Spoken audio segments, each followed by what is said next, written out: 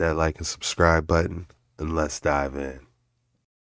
So somebody got good footage of the clouds flowing over the mountaintops. I want y'all to pay attention to this light right here. Because maybe UFOs could be fallen angels, because this UFO that you are about to see is exactly how the Bible describes how angels look. I want y'all to pay attention to this, because you're about to witness something very strange. Look at this. Now, you can't tell me that doesn't look scary. Look at that. Right in the clouds. Now, I'm going to show y'all again in slow motion exactly what you just witnessed. Now, it's a chance that UFOs could be fallen angels if you look at this video. Now, y'all tell me what y'all think about this, because this right here blew my mind. Is this a possible UFO or fallen angel? You decide. Was Tom Brady's wife a witch doing rituals to help him win games? Watch this. Tom Brady is considered to be one of the greatest football players who ever existed. But is he really? Who knows that Tom Brady was married to a witch who did rituals so that he won football games? Sound crazy, huh? Well, watch him say it out of his own mouth. Any superstitions going into the game? Any special thing you carried into the game on Sunday that you had tucked away somewhere? I did. I always, I've learned a lot from my wife over the years. She's so about the power of intention, and believing things that are really going to happen. And she always makes a little altar for me at the game, because she just wills it so much. And so she put together a little altar for me that I could bring with pictures of my kids. And I have these little special stones and healing stones and protection stones. And she has me wear a necklace and take these drops she makes. I say pretty surface level. And I stopped questioning her a long time ago. I did. I just shut up and listened. And at first I was like, this is kind of crazy. And then about 4 years ago, we were playing the Seahawks, and she said, you better listen to me. This is your year, but this is all the things you're going to have to do to win. And I did all those things. And my God, it worked. It was pretty good. And then in 2015, it was about early January, and she said, you know how much I love you? And I said, yeah. And she said, I just want to let you know this is not going to be your year.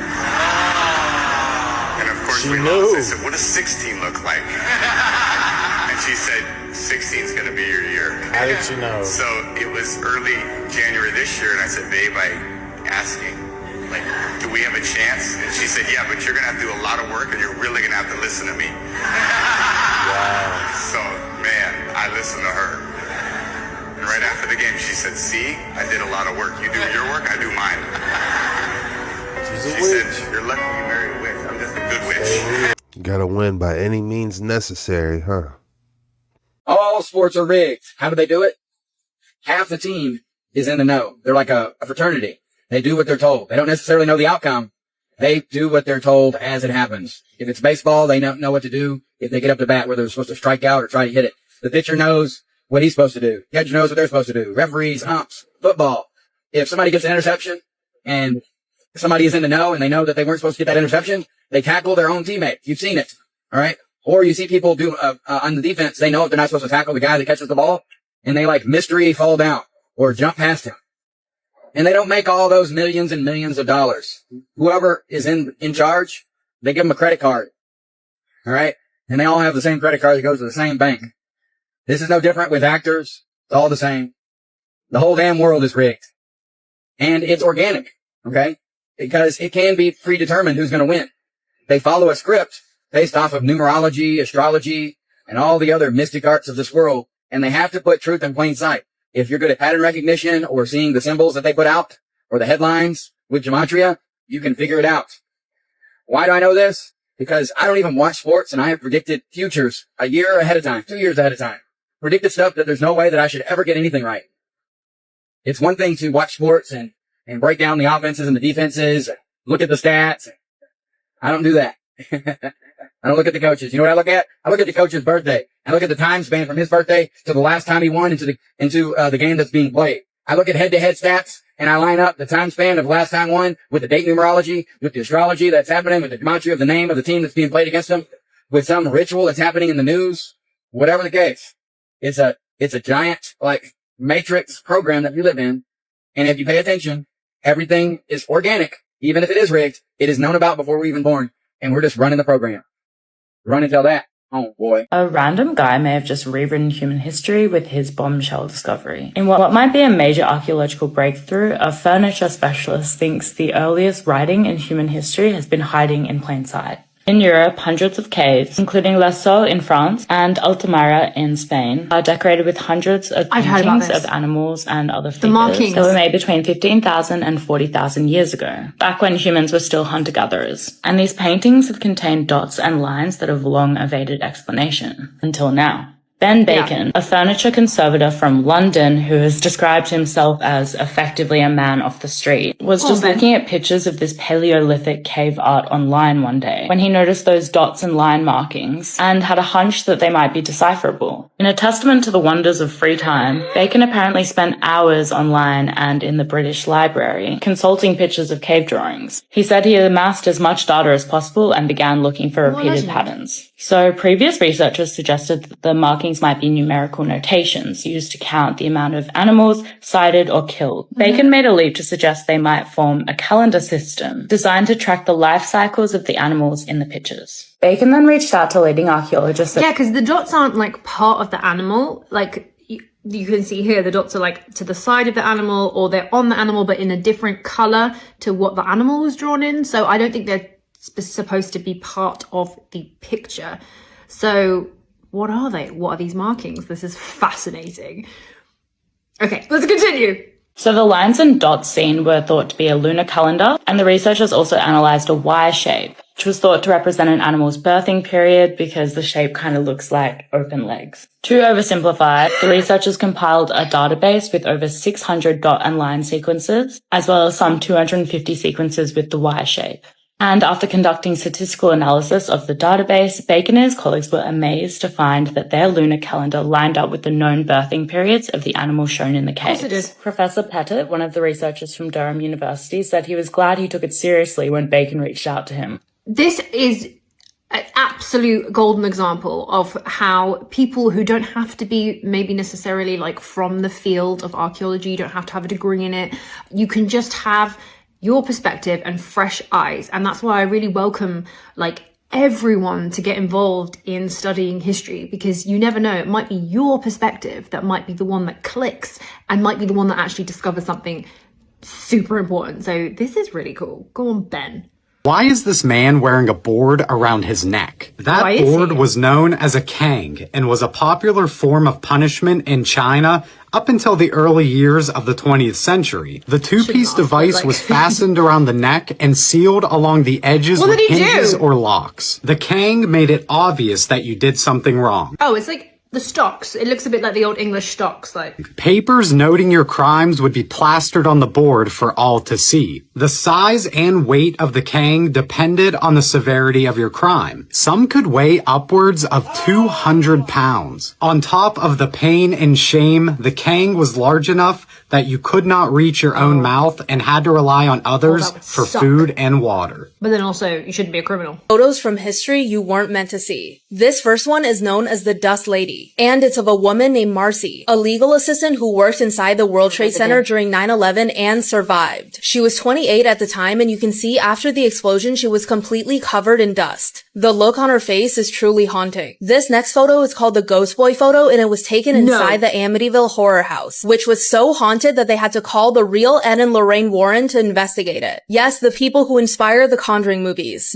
They set up an automatic camera in the hallway, and that's how this picture was captured. They believe the boy in the photo is young John Defoe, who unfortunately passed away inside the house. Last on the list, this photo still gives me chills. This is the before and after photo of Hiroshima. On the left, we see what the city used to look like, and on the right side is what the city looked like after the explosion nearly wiped out everything. Grab your friends, grab a date, grab your tinfoil hats, cause an alien spaceship is gonna be in our skies come end of November, beginning December. Yes, it's the infamous 3-Eye Atlas, and it just seems like the closer it gets, the more unexplainable it becomes. You know, the interstellar object making its way towards us that professors and media outlets are all insisting might be alien technology? Well, a literal YouTuber has taken probably the clearest photo of the object yet, somehow better than anything NASA has shown us so far. And let me tell you, this thing does not look like a comet. So sometime in the beginning of October, December, 3i Atlas has officially been hidden from view for us here on Earth as it passes behind the sun, only to emerge around the end of November, and be at its most visible point from Earth mid-December at its closest approach to our planet. But right before it went behind the sun, it passed by Mars, which NASA has an active satellite orbiting, the Mars Reconnaissance Orbiter, MRO. And NASA previously mentioned it's reallocating a bunch of its space telescopes and satellites to observe 3i Atlas as it passes by, of which included MRO. But just recently, they put up a notice on their site saying, due to the lapse in federal government funding, NASA is not updating this website. Conveniently, just right before the expected Mars flyby of 3i Atlas. Does this mean they're not going to be taking a photo of it anymore? Whatever this means, it's just incredibly questionable timing. And every photo NASA has released of it so far has just been a blurry, pixelated blob that anyone can dismiss as just a comet, which it might be. But somehow, amateur astronomers are taking better pics of it from here on Earth than the biggest space agency in the world. YouTuber Dobsonian Power used his backyard telescope to take this photo of 3i Atlas, which is honestly pretty wild if you ask me. I mean, the shot is fairly blurry too, but we can clearly make out a shape that is quite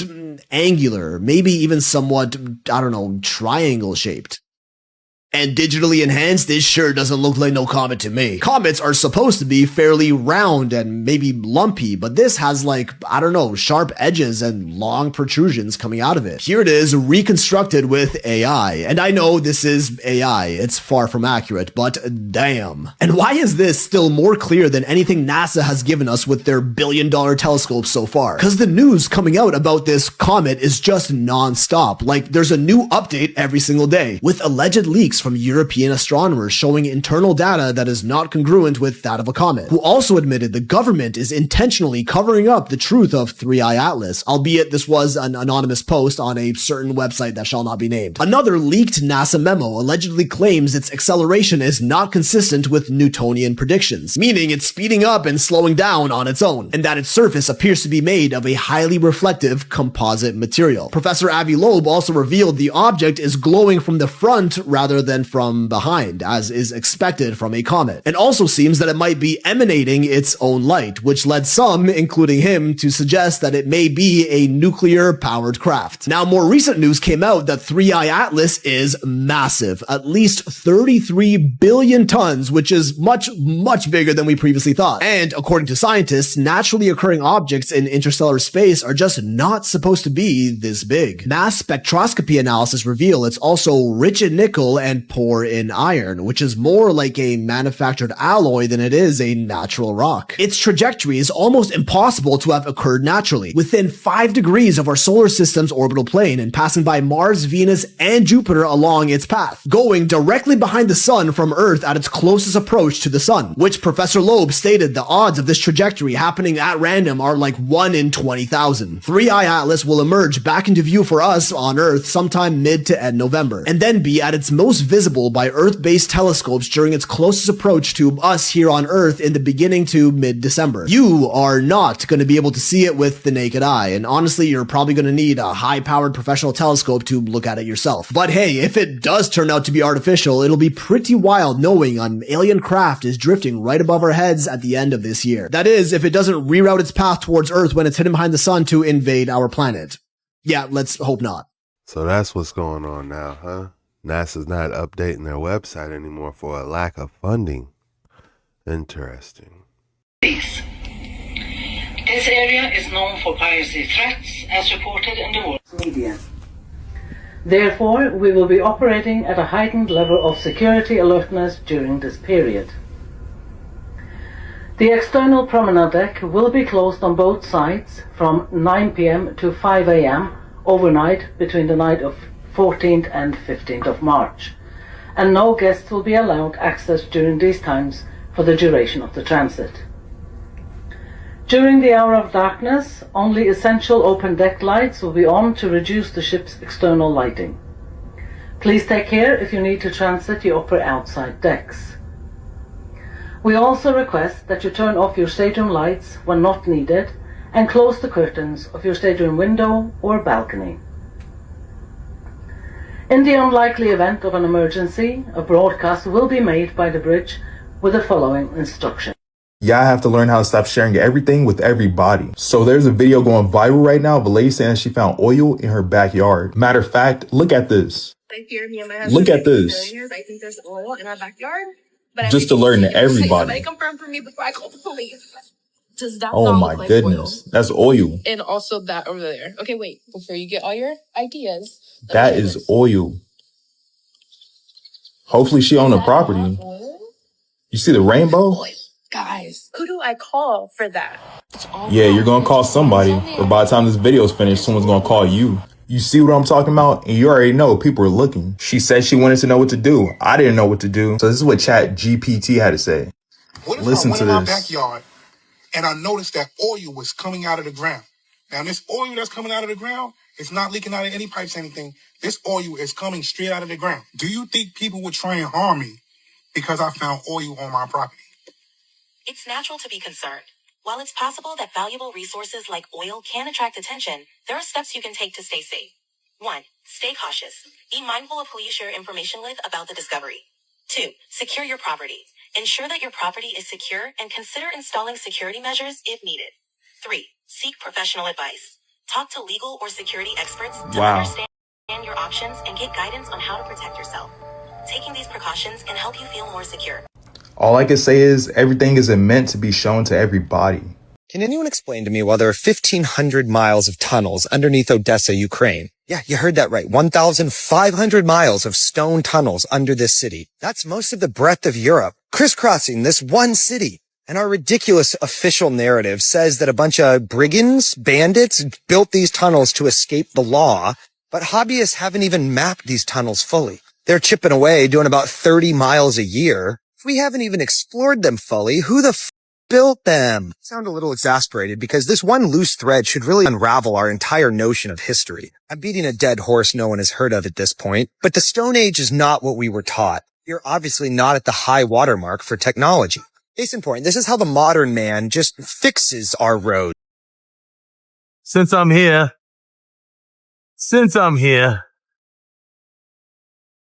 the Manhattan Municipal Building, one of my favorites. Brooklyn Bridge right there. Immigrant Industrial Savings Bank? You don't understand the size of this thing. Behind City Hall, another thing that doesn't make any sense, the size of those doors. Look at this thing. 1912? Does that make sense to anyone? What was that? What was that? Christopher Columbus? Again, with the indention, with all those green windows. I don't know if you can see up there. Is that an eagle? A Griffith? A Griffin? Whatever those things are called. Make it make sense. Look at that up there. Come on, man. 1912? 1910? What is that up there? Another one. 1912. Make it make sense. Does this make sense to anyone? Does this make sense to anyone? Does this really make sense to anyone? Who that's Pilgrims? The Manhattan Municipal Building right here really makes sense to. Interesting.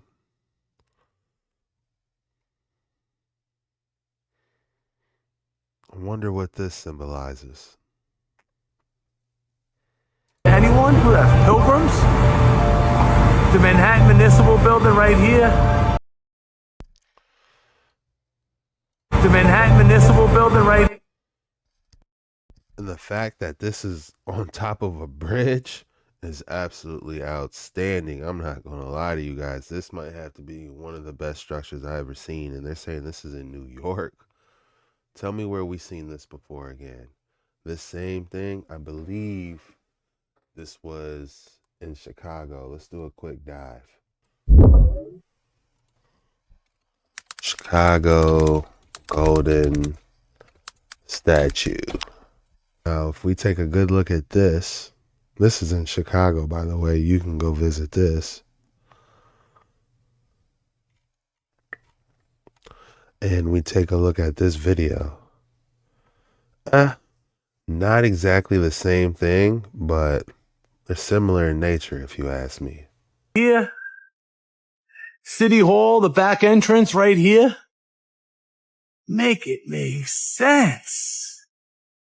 You should not be trying to wake up your friends and your family members. When you go to them with your valuable information, because that's what it is, it's valuable information, life-changing information.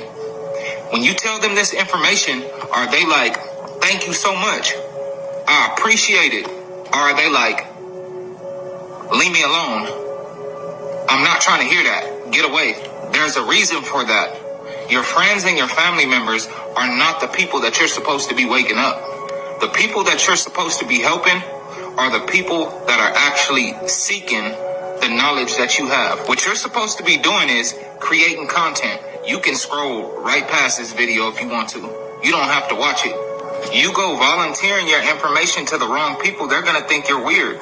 You think outside of the box. They're inside the box. You're trying to tell them information that they would only be able to understand if they were outside of the box with you. They won't ever be able to get it. I'm speaking based off experience. I woke up 2013. They don't get it. They don't get it at all. Noni is talking about sun gazing. Noni's talking about visually connecting with the sun. Noni's talking about he doesn't want to eat meat anymore. Noni used to love chicken. He's out here eating rabbit food. You see what I'm saying? They don't get it. So what you do, we're in the age of Aquarius. We're in the age of information, the age of the internet. What you do is create your content, write your scripts if you have to. I have multiple pages. You put your content out so the people that are seeking the information can find you. And then those are the people that are really appreciate it. And they will tell you, they'll express it. And what this does is it builds up your karmic bank account. All that positive energy that they're giving you, all that appreciation that they're giving you for actually helping them on their journey goes into your karmic bank account. It fills it up. But when you're telling the people that don't want the information, they're not even ready for it. That's real negative energy. Some of them will really start to not like you for real. And it's not a game. Family, you know, mothers, fathers, brothers, sisters, it's real. Cousins, they will really not like you for it. And that's real energy. Waking up family members and friends is out. Start to focus on yourself, getting yourself into the position that you want to get in, and then helping the souls that are really seeking your help, because they are out there and they're waiting right now. That's why you need to start creating content. If any of you guys got something you want to say to me, I got your back. Hit me up.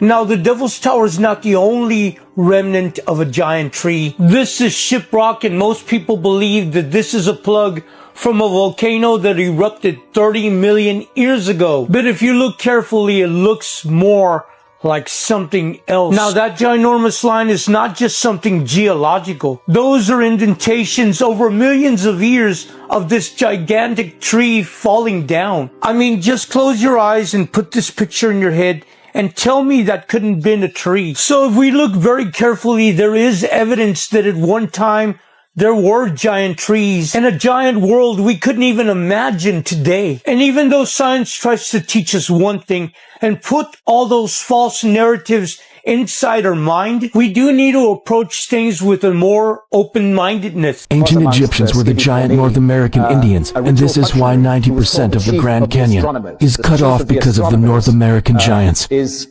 interestingly matched by a figure given exactly the same name in ancient Egypt, the chief of the astronomers. He was the high priest of Heliopolis, which was the cult center of the Giza pyramid. And just as the Skidi Porni, chief of the astronomers, wears a robe embossed with stars, so also does the ancient Egyptian chief of the astronomers. And furthermore, that robe embossed with stars, you can see from the leopard head here, it was in fact a leopard skin that was covered with stars. And in some cases, in mortuary rituals, the priests would wear a leopard skin. Again, I feel these connections become harder and harder to explain by coincidence. You guys already know what time it is. I want you guys to try and give me your best name for these incredible specimens I'm about to show you. If you thought I wasn't going to give you another excellent specimen today, think again.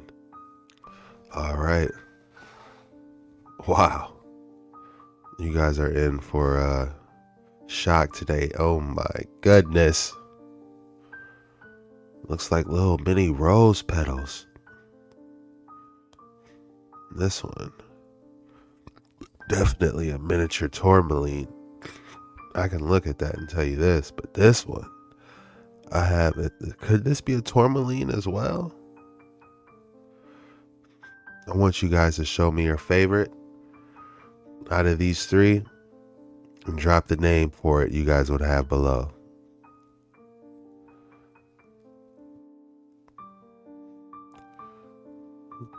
These specimens are just leaving me speechless. Honestly, so much is going on for my neurons to process this. So much is going on. But if you can drop some amazing names, go ahead. Let's have it. That's all we have for today's video. If you made it this far, the code word is Sunday Banger. When you drop Sunday Banger in the comments below, that lets me know you're a real one. You made it all the way through the video. And I just want to say I love you guys. Thank you for your support. Don't forget, today I'm doubling up on you, so be sure to head over to Jet Ski Chuck later on today, and don't miss out on any of the action. This was the most disturbing videos on the internet today. See you later.